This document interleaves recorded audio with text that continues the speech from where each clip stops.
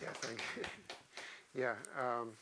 Again, I don't teach music. I teach philosophy, and but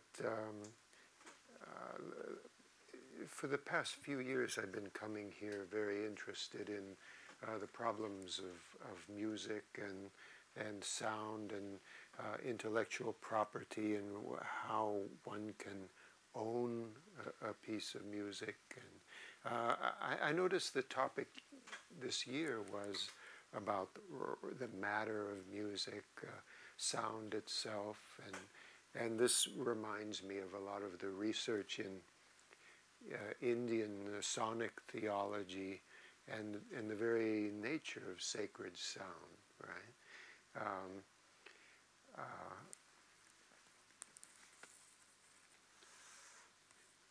so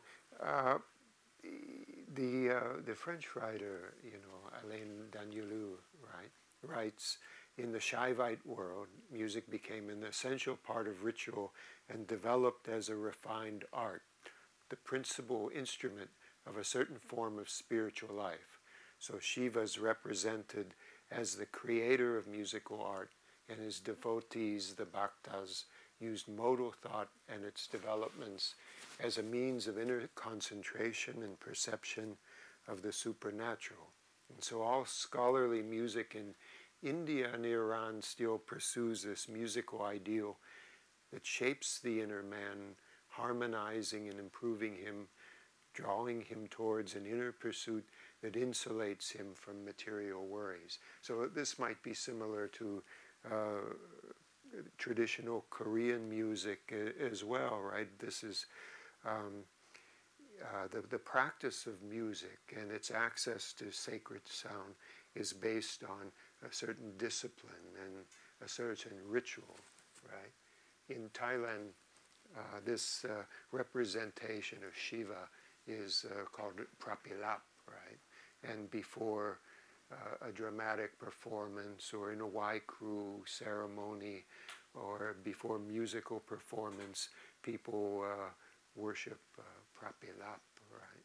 And well, I think last year I was talking about the Om Prapilap and the very strict rules about conducting the music of Prapilap and who has the right to conduct this music. And it's a very rigorous, like the traditional music and the access to the sacred through music is a very rigorous process, right? I mentioned Nietzsche, right? When Nietzsche wrote his famous work, you're probably familiar with it, right? The Birth of Tragedy. Right? The subtitle is The Birth of Tragedy Out of the Spirit of Music. And he was concerned about the movement of history itself and how we're losing this access, right, to the sacred through the experience of sound. And he's influenced by the philosopher Schopenhauer and this underlying will which underlies appearances and is expressed through music, right? And so he makes a distinction between like the Apollonian and a Dionysian, right? This has a long history that goes back to poets like Hölderlin, who I'll mention, and philosophers like Schelling. So he's not the first one to talk about this, right? But the way he characterizes the Apollonian, in Greece, Apollo is the god of represents determination and discrimination and the world of images, right? So he's the sun god, and when the sun comes up, you can see everything distinct, right? And so Apollo becomes also this sort of god that is connected to reason as well.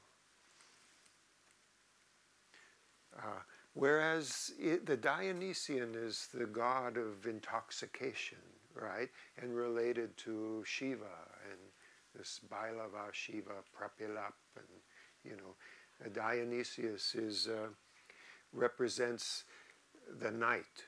In the nighttime, everything is dark and everything loses its determination.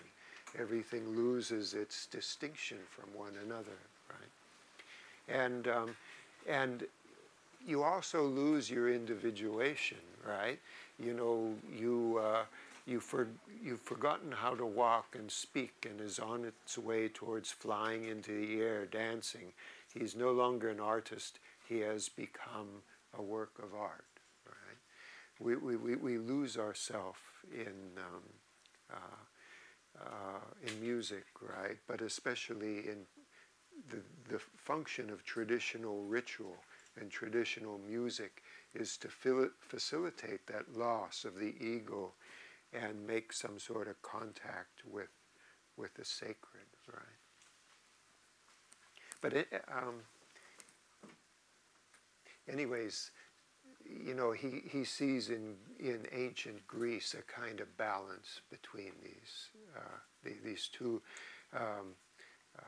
domains of reality, the Apollonian and the Dionysian, and they were balanced through tragedy, right? Tragic drama.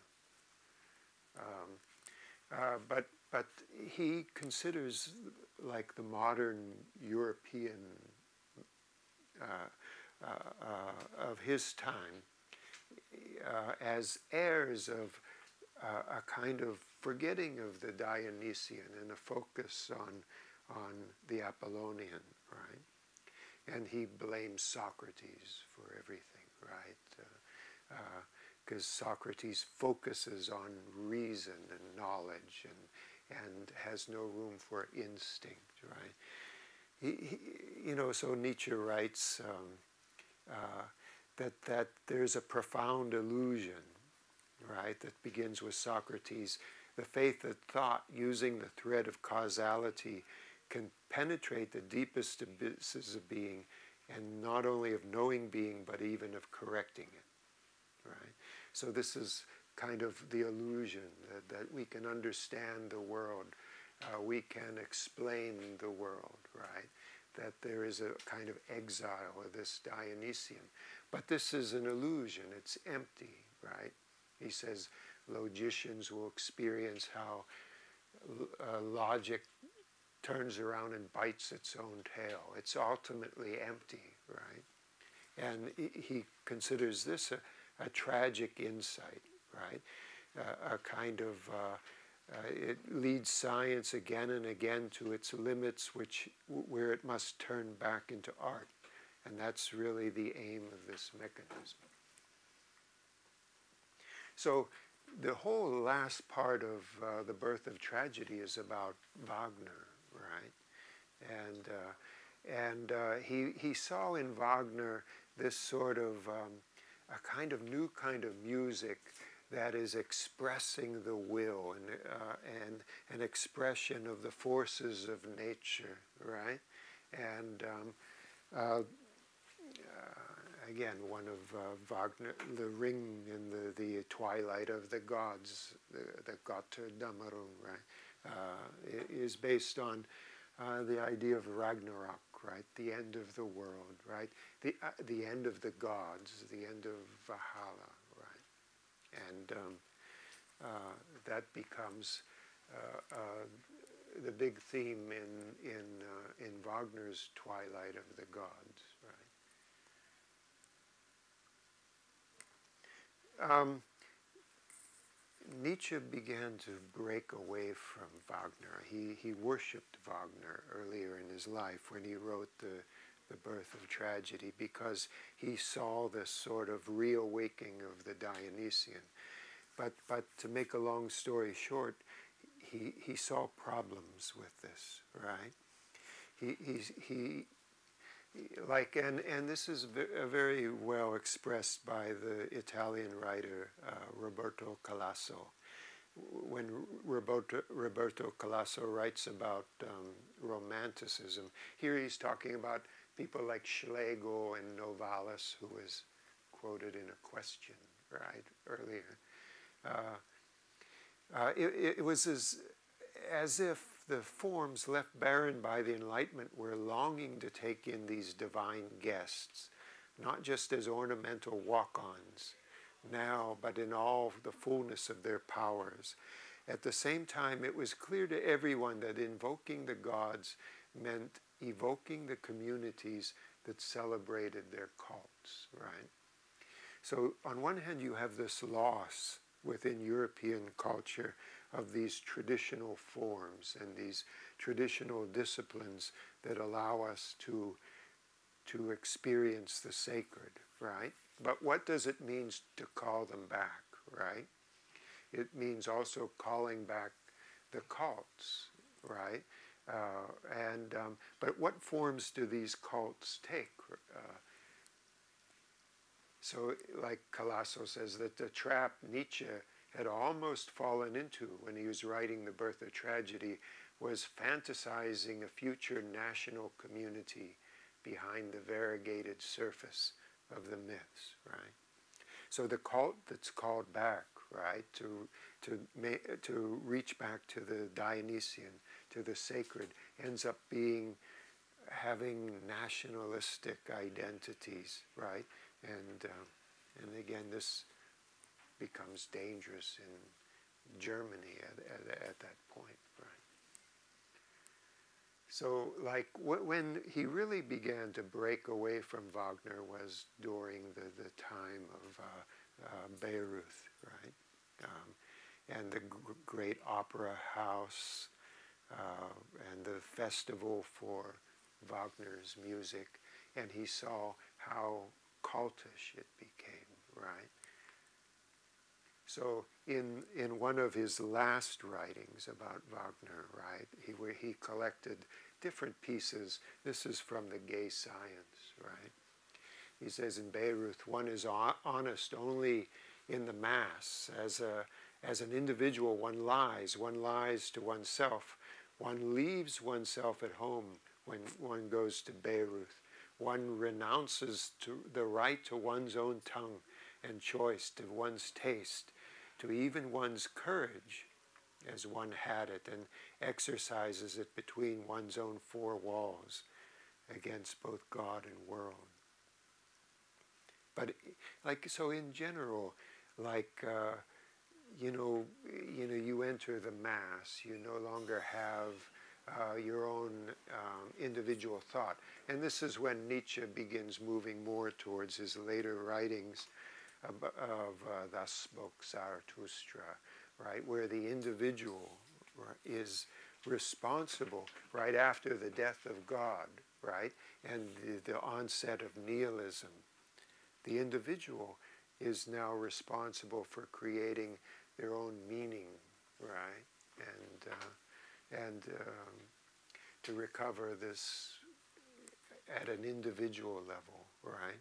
I mean, you were talking about that distinction between the national and the individual, but this is also the basis of Nietzsche's disagreement with Wagner's. So,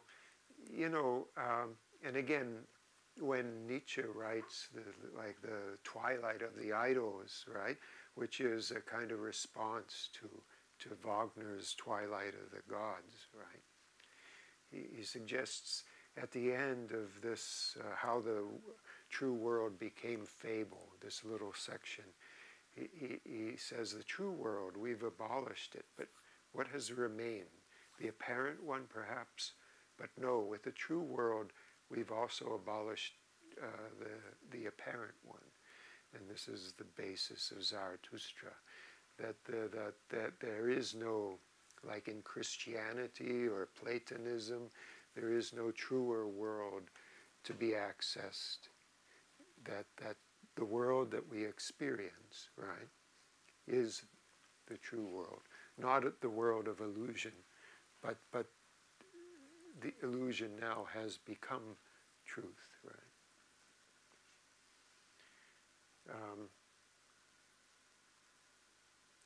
And again, like he focuses here on the artist, right? the individual artist, and art for artists only. Right? But I'll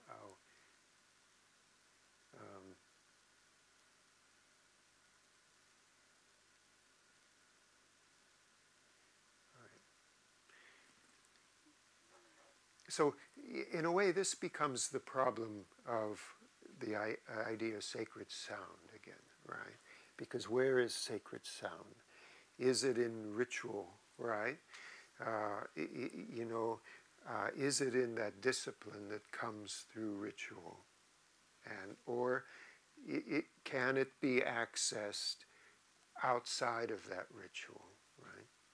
Now, again, this has kind of been my problem all along as a kind of Westerner who's lived in many places in Tanzania and South Africa and Philippines, Cambodia and Thailand.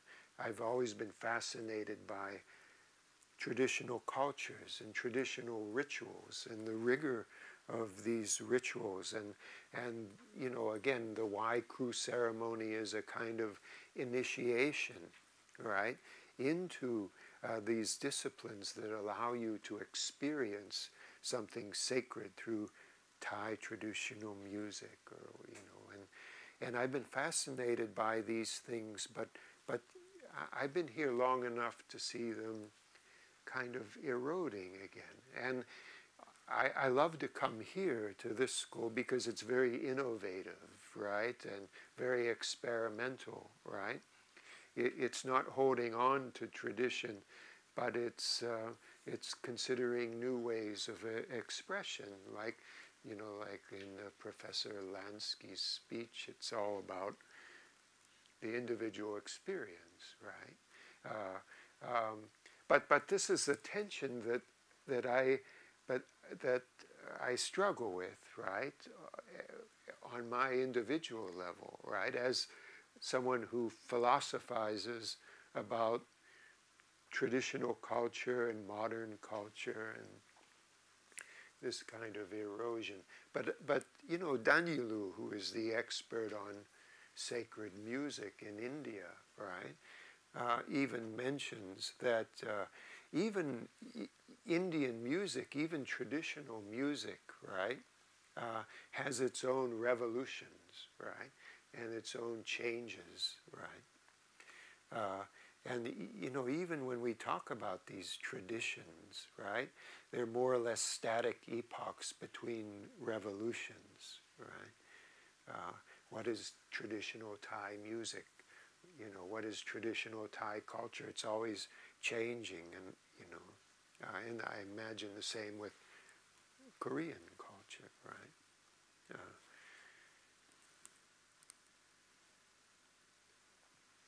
You know, there's a very nice book by Christopher Partridge called The Lyre of Orpheus, right, which is about popular music, right, and the way the sacred is perhaps still experienced in popular music. He says popular music can be an edgework, a risky, excessive, transgressive activity located at the boundaries of chaos. It disturbs and challenges the ordered, sanitized world of modernity. Destructive, dangerous, and irrational though it can be, transgression is socially important. Hierarchies and common sense organized around sacred forms need to be challenged. And again, this is just like Danyulu. This is, of course, because sacred forms are not themselves stable and fixed. They are socially and culturally constructed, right? So consequently, transgressive discourses represent a necessary search for boundaries, an important challenge to hegemonic constructions of the sacred.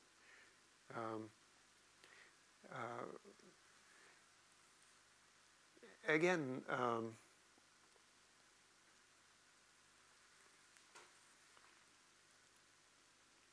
okay, I forgot what I was going to say. I mentioned Guy Debord. He's a French philosopher who talks about the society of the spectacle, that we're living in a world of images, and these images have taken on their own power and their own reality, right? And these images have a direct influence on our desires and our consciousness, right? So we can't stand back and judge the images. They control us, right? And again, he says our society is an immense accumulation of spectacles. All that was once directly lived has become mere representation. So even our own desires, even our experience of reality is influenced by the flows of capital, right? And so he says a spectacle is not a collection of images, it's a social relationship between people that is mediated by images, right? And he even says that the image is, the spectacle is capital accumulated to the point where it becomes an image, right? So all the images that you experience through your smartphone, the billboards that you see, the films that you see, are constructions created by the flows of capital, creating desires to lead you to purchase things or pursue things or reject things, right? There are sociologists of religion like Peter Berger who talk about this,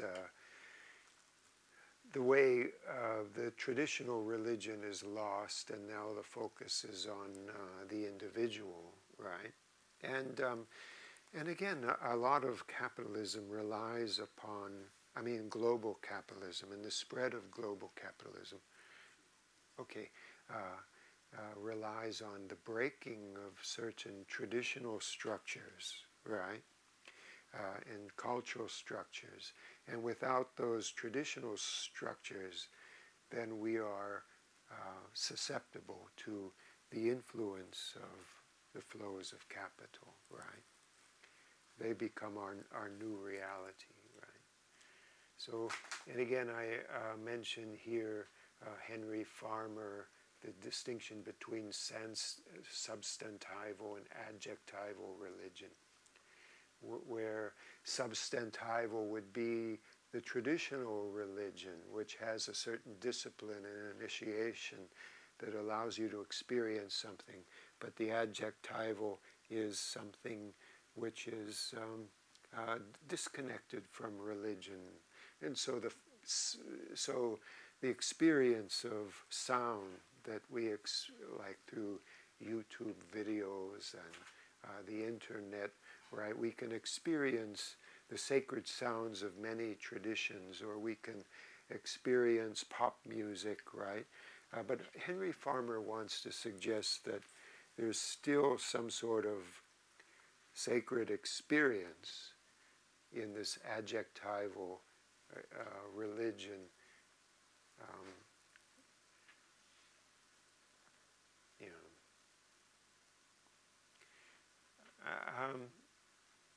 So in the last part of this presentation, I was going to talk a lot about the end of Wagner's Ring, right, and this emphasis on passing from the time of the gods and the time of the sacred to the time of humanity, right, and love replacing this devotion to the gods, right? People often say that, Nietzsche blamed Wagner for becoming too Christian, in his latter but Wagner was also influenced by Buddhism as well, right? Like this is the Buddhist ending, right? A kind of the experience of love and suffering, right? Yeah, I originally did my dissertation, for my degree, on Hölderlin, the poet Hölderlin, right? and Hölderlin also talks about all of his poetry is about this drifting away from the sacred, right? And you know, for Hölderlin, it's the poet, right, who is able to hold on to something of the Dionysian and communicate it through their poetry, right? So even in the age of the disappearance of the gods, the retreat of the gods, the retreat of the sacred, now it's the role of the poet, right? Or maybe you can say the composer, right? Who has this responsibility to try to maintain some sort of connection with what is continually being lost, right? Right.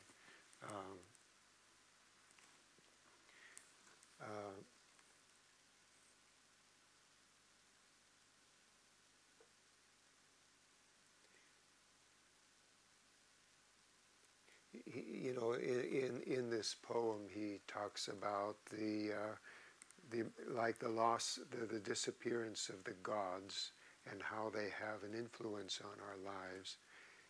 He mentions the emergence of Dionysius, right? And then finally, the last god is sort of Christ, you know, who signals the end of the gods, right? And sort of a promise of something at the end of time, right? But again, he suggests that that which is superior has grown too great for pleasure, the direct experience of the sacred, right?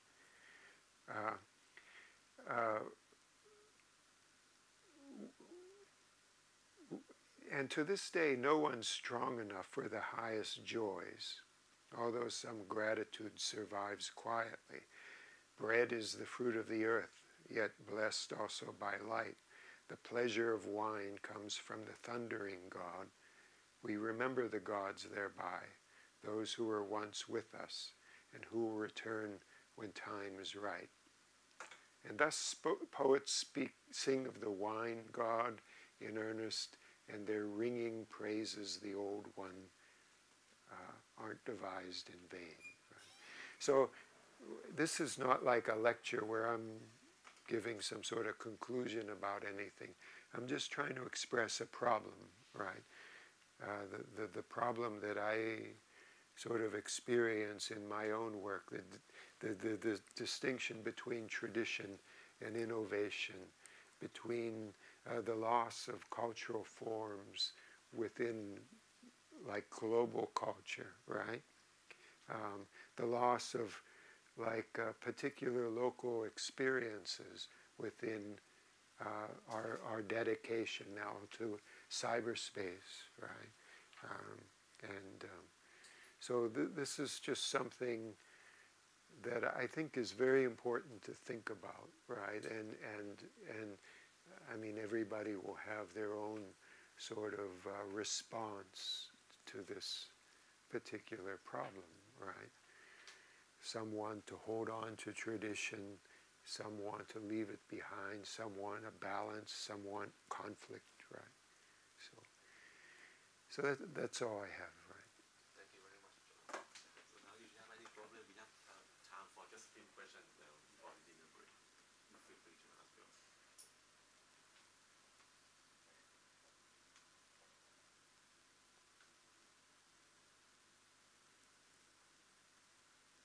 John, is in a different world, how do you think Gardner might react with his great work in this era?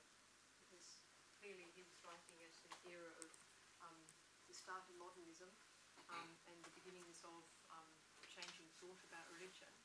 But in this era, where there's very strong religious thought and very weak religious thought, how well do you think Götterdämmerung might go down and be received? Well, again, I'm not really sure. I guess I would say that, you know, I mean, maybe what he represents is maybe reflective of that crisis, right, in European society, which was building, right? Like, you know, the response to the Enlightenment, right, was the counter-Enlightenment, like philosophers like Vico and Hamann, Herder, right, who begin focusing on appreciating religious forms or folk tales or, you know, like out of this comes the Grimm brothers and then you have Romanticism, right, which people like Schlegel and Novalis who want to a step beyond the counter-enlightenment where they want to synthesize reason with feeling and, you know, and then I think, you know, Schopenhauer is connected to this as well, and so Wagner, I suspect he's sort of a creature of that sort of development, right? And so something that Nietzsche was very attracted to, but in the end kind of repulsed by, right? Not only like the masses, right, and the nationalism, but the anti-Semitism, and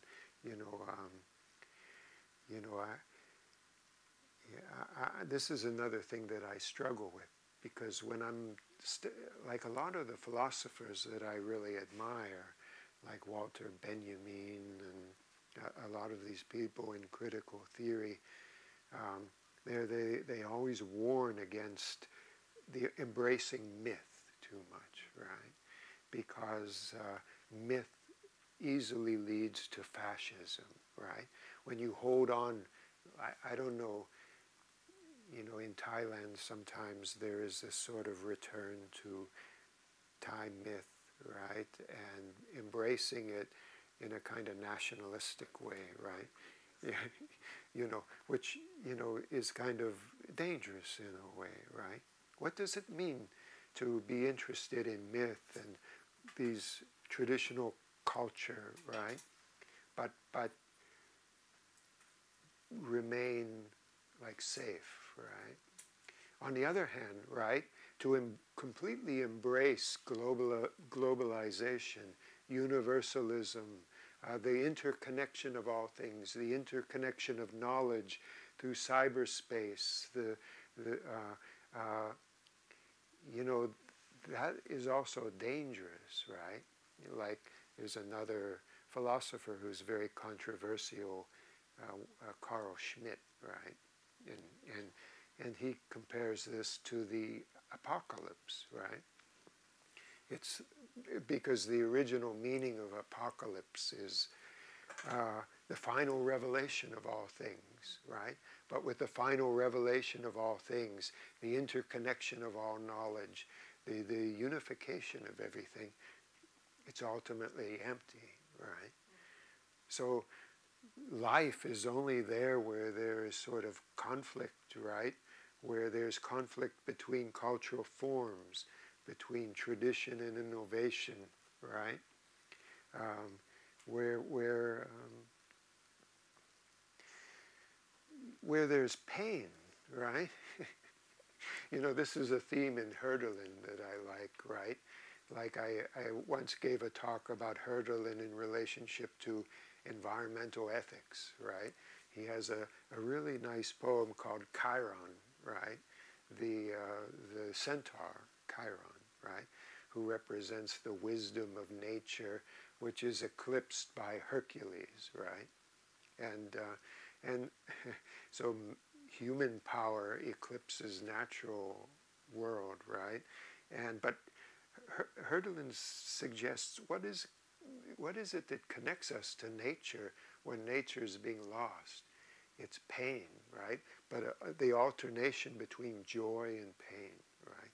You can appreciate the beauty of nature, but see it slipping away.